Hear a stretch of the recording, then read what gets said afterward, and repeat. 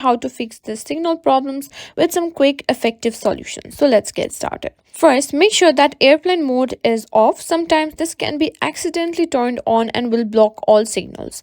Swipe down from the top of your screen and make sure the airplane mode icon is grayed out or turned off. If it's on, just tap it to turn it off and your signal should return to normal. If not, you can simply try turning on and simply turn it off as well. Next, restart your phone. A simple restart can fix a lot of signal issues by refreshing your network connection. Press and hold the power button and simply tap restart. Give it a few seconds to reboot and check if the signal improves after your phone restarts. Next step is to check for software updates. Sometimes signal issues can be caused by outdated software.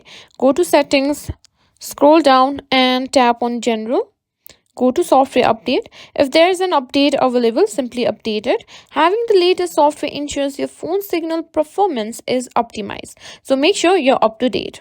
Next step is to reset your network settings. This can help resolve issues with your mobile data, Wi-Fi and Bluetooth connection.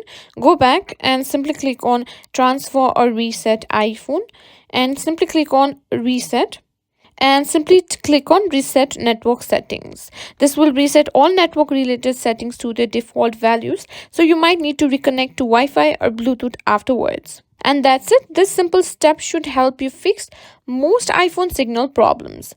If none of this worked, you might want to contact your carrier or iPhone support for further assistance.